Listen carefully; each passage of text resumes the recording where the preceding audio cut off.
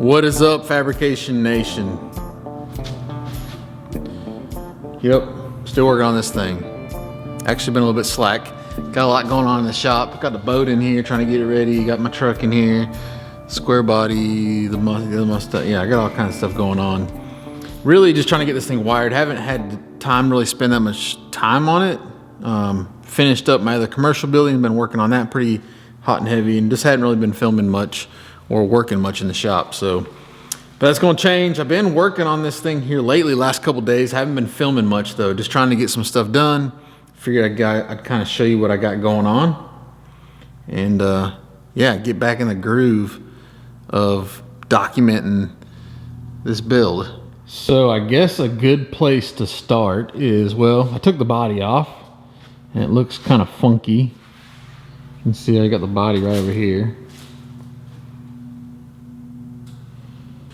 One of the great things about this build is that, well, I designed it to make, hopefully to be easy to work on.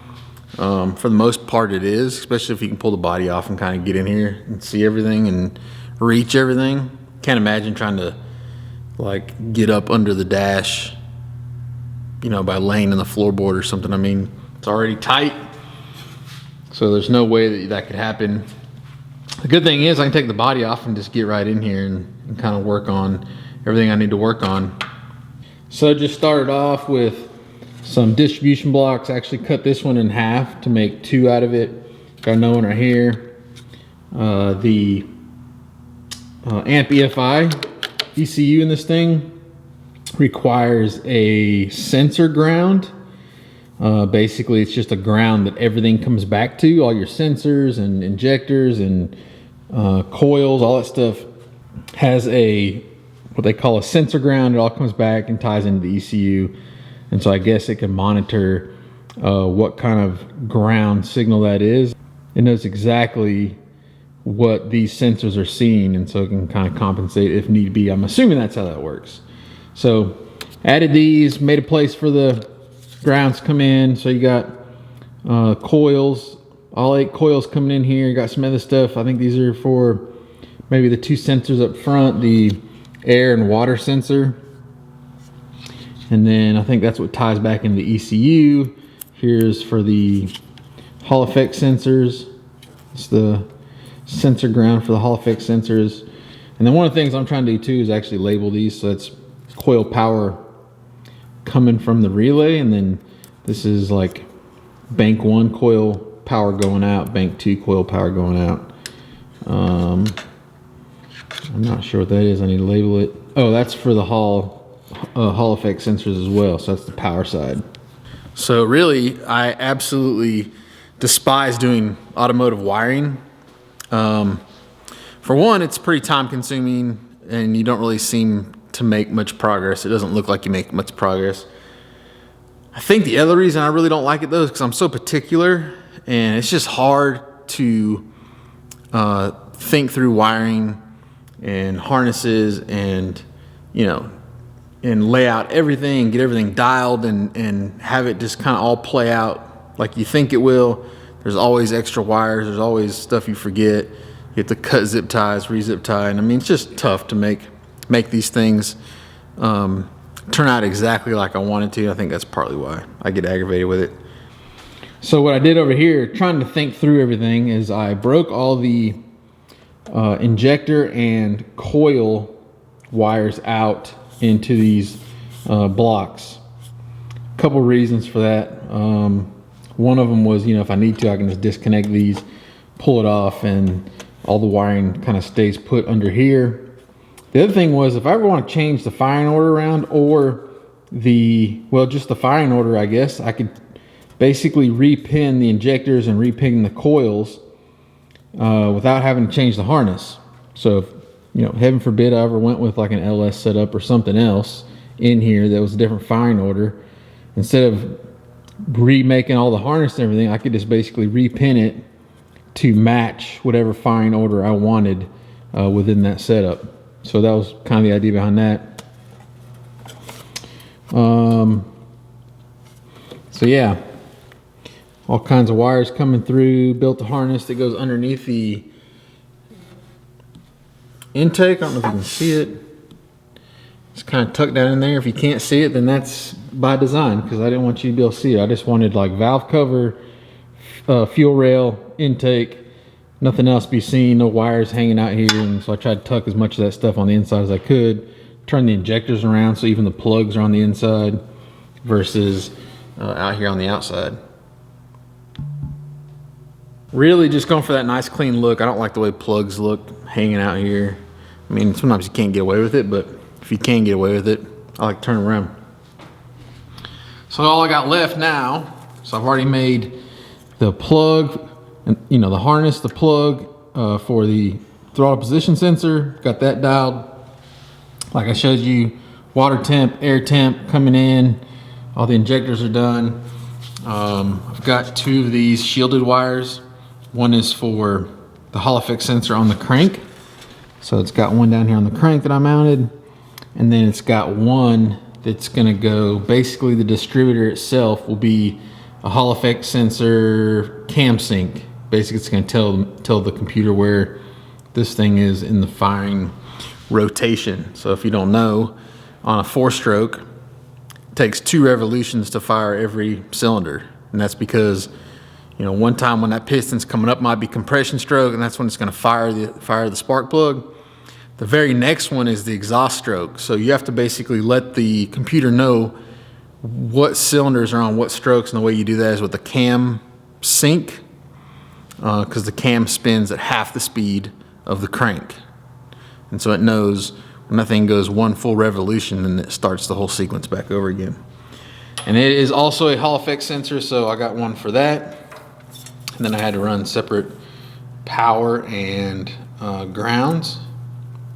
And these grounds are also the ground return, you know, for the sensor. So you can't just ground this thing to chassis or anything. It all has to go back to the ECU, which makes more and more wires. So if we look down here, you can kind of see that the coils are all wired. So these are smart coils. They've got 5 wires per coil. So you do the math on that. 5 times 4, what is that? Is it 5? Yeah, 5. So that's 40 wires just from the coils going back to the ECU. And then I've got up here, I've got a wire in the water pump, which is still not mounted, and the alternator. So the alternator is going to have one main power cable coming off it, and then it's got a plug that I'm going to have to wire in. So 4 more wires there. Got main cables coming up the starter. Got the starter wire itself. Running this big single out cable. So this is welding cable. That's what I like to use for batteries. And I'm gonna basically make a ground and a power that goes from the battery all the way up to the front. The ground will just tie right in the back of the cylinder head. The power will go right to the starter. And then anything else that needs to be powered, I'll just run another wire off that up to, you know, the main power distribution or whatnot. So I also added these. So these are just ground blocks for non-sensor return grounds. Like if you just need a regular ground. Also got the relays tied into that. Already starting to route some of my stuff. So injectors and coils. Got one for the water pump. And then I got an extra one if I need it. So anyway, just got a ton going on. And I'm still not even close to getting there. I still got like brake lights and turn signals and fuel pump, fans, which those will be at the back. If you missed it, I did a relay block for the back as well. Did a full video on that, I believe. And so because the battery's back here, there's no sense in running wires all the way up to the front to a relay and then all the way back to the fans and the fuel pump. So I just put them here. I'll tie right into those, just bring signal wires back here, and I can run those things right here from the battery. I got to wire the hydraulic pump, so it's going to need a main battery cable and then something to kind of trigger that relay. So yeah, I got a lot going on. Still a lot to do. Just trying to knock it out one little piece at a time. I will show you a cool little trick though. So like mounting all these pieces. See, they got these little stainless screws in there. These little cap head screws I just got everything mounted with. What goes right into the tubing the Bibster's built with. So even this plate, same deal. Cool little trick that I learned is you just buy these things in bulk. So these are 832 machine screws, and you can use really any size. And then you can get these little drill taps. So this is an 832 drill tap. Basically, you can just drill right into that tubing, that bit, and then once it gets in there, it'll actually tap threads into that hole, and then you just reverse the drill, pull it back out, and then that machine screw will go right in there and hold whatever you want to hold. The other thing that's cool about these is if you go with the 832 size, so I use, what is this, 1/8 inch Clecos on everything. So like these are 1/8 inch Clecos, and for instance, like when I was putting this plate in, I just drilled the holes with an 1/8 inch bit, put Clecos in there to kind of hold it. Once I got it where I wanted it and I knew that it was ready to go, I went back. The 1/8 inch bit is just a little bit smaller than the 832 machine screw drill and tap piece. So you put the 1/8 inch hole in there, and it's just undersized, where you just hit it with this thing. It'll drill just a little bit more out, and then it taps the hole. And so you can go right from Cleco to machine screw with no worries. And then what I do is little Loctite, which I thought I had right here, but apparently I don't. So I put a little Loctite on those machine screws, put that stuff in, and it's just a super easy way to fasten everything and, you know, not have to weld stuff and whatnot, or rivet it and not, you know, you can't get it back out. So like I showed you, got the plate in here with those things, ground blocks, distribution there. And so I'll do that kind of everywhere. Anywhere I need to kind of fasten something, just pop a hole in it, put one of those machine screws in there, and she's ready to go. I think that's one of my favorite things about this shop is that, you know, I can open the door up and then I can be one with nature. You can watch my deer come through and turkeys, all kinds of stuff out here. So I just really like to kind of mix the two. In the fall, fall and winter, I got a view because the leaves fall off. It gets a little thick looking when the leaves come back, but yeah, it just kind of brings the outside in or the inside out, however you want to talk about it. So anyway, since we're kind of talking updates, kind of showing you progress on the Bibster, definitely need to get back to regular scheduled programming here on the channel. I've kind of said that a couple times, and I just get I get caught doing other things, but I really do want to get back to normal videos, regular filming, maybe try to even knock out some daily stuff. So a lot of things going on still though. Obviously the boat's got to go. I'm just kind of getting it dialed in for summer. I'll move it back out. It won't stay in here.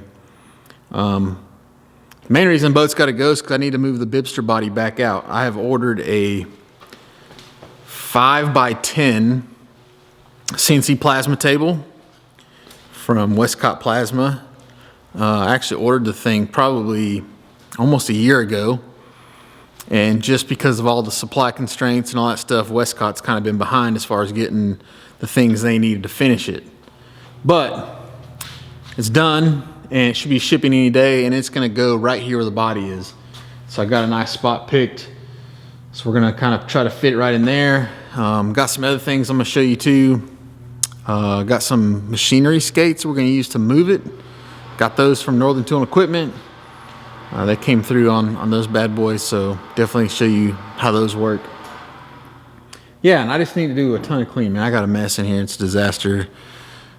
Been kind of neglecting the goose. Got big plans for it. Sound deadening, new lower control arms, making more boosts. Gonna adjust a couple things, content on that. Got some stuff I want to do on the square body too. Got some new parts for it. So, I don't know. Hopefully I'm back. Regular, scheduled, regular tune in regularly. I don't know. And then hopefully we get this thing fired up pretty soon. Really, all that's left on the Bibster is the last little bit of the wiring and then fuel lines. So I've got all the fuel line stuff. I just got to make them. Shouldn't be terribly difficult, I hope. I mean, I've done a bunch of fuel lines before in the past, so I know what I'm in for. Hopefully it doesn't fight me too bad. So anyway, thanks for joining me for this little update. Not going to really show you wiring. Oh, let me show you one other thing I like to do too. Making these harnesses. This is another little pro tip. So like on these harnesses, which I don't know if you can see it. So instead of looming them, which I guess that is a loom, but I wrap it, and it's not normal tape. This is like a little fabric tape that I like to use. You can't really tell. It just looks like electrical tape, but it's actually more like a focus. It's actually more like a fabric versus like a plastic. So anyway, it works really good. Sticks really well. I think that was one of the other things I wanted to show you guys that I dig. So anyway, that's it for this video. I'm gonna try to keep them coming. Actual old school videos where I'm making stuff. Put a little, maybe we can even get some Hustle standard music back on the channel. I don't know. Bring it back for a little bit. Anyway, as always, thank you for joining me. See you guys hopefully soon. Go do work, son.